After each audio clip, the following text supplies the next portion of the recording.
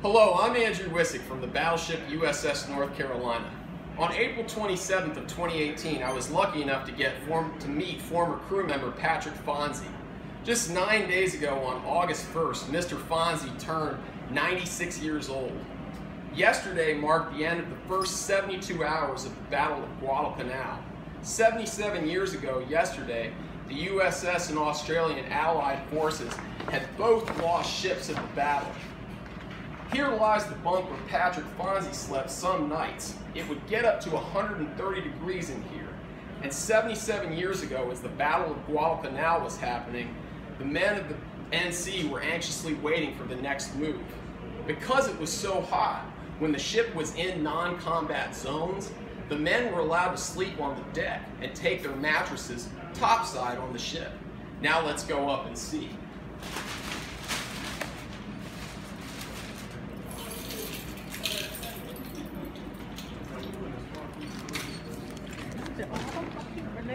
You can't take a picture of it.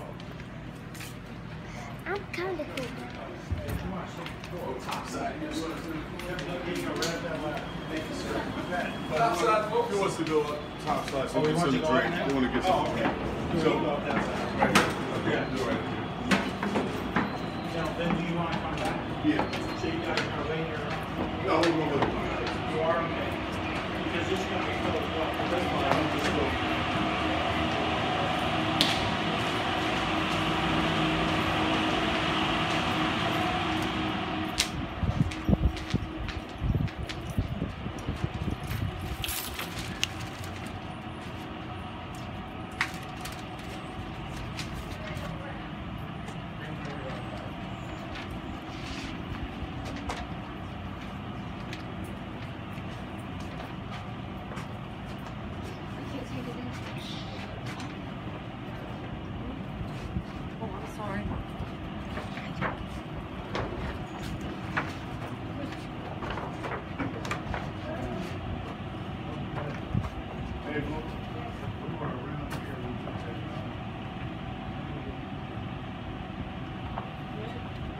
We going?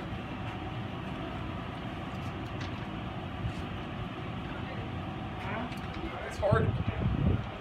In 14 days, the ship will celebrate the 77th anniversary of the first combat action seen in the ship. Due to the outstanding documentation of the ship's curator, Mary Ames Booker, and the generous contributions to the ship's historical records by the late U.S.S. North Carolina crew member Paul Weiser, I was able to get this picture. Both men are pictured here, Mr. Fonzi right here and Mr. Weiser right here. They served on Turret 7 on the 5-inch dual-purpose guns. They were called the dual-purpose guns because they were the only guns that fired by the ship in all combat. They were fired along with the 20 millimeters and the 40 millimeter machine guns on the ship. The 20 millimeter machine guns were used for anything that got within 2 miles of the ship, and the 40 millimeters would be used for anything 4 miles away. So they dealt with planes that would later use kamikaze tactics in the war. The 5-inch guns would also fire when the 16-inch guns were firing.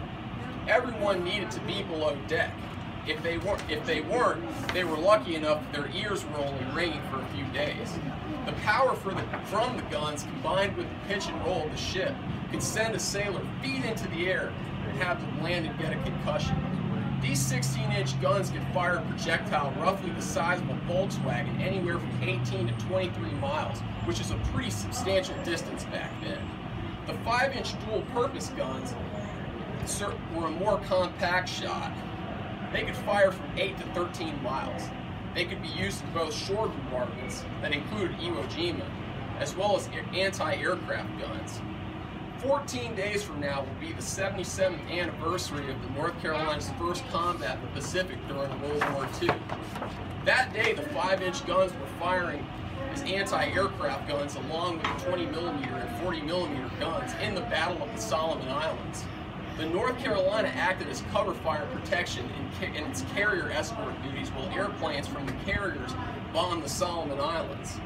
Tragically, that day, the North Carolina experienced its first combat casualty when sailor George Conlon got shot. Things could have been substantially worse, but the North Carolina fired her guns so much that the aircraft carrier U.S.S. Lexington radioed, "North Carolina, are you on fire?" They responded no. They were just firing tons of ammunition at everyone from men that were assigned combat roles, like Patrick Fonzi and Paul Weiser on turret 7 on the 5-inch guns, the ship's marine attachment that took pride in helping to load ship guns, as well as in non-combat roles like cobblers, pharmacist mates, and cooks like African-American sailor Roosevelt Flanard, featured in his book, Someone Paved the Way. All these men did that because back then, all hands on deck meant all hands on deck. 77 years and 9 days after his 19th birthday, we wish Mr. Patrick Fonzi a happy 96th birthday and thank him for his service and for our freedom. This is Andrew Wissick from the Battleship U.S.S. North Carolina, saying fair winds and following seas to all Navy and Marines past and present. Thank you for your service, and to all our veterans past and present. And remember the fallen like George Conlon. Andrew Wissick, Battleship U.S.S. North Carolina.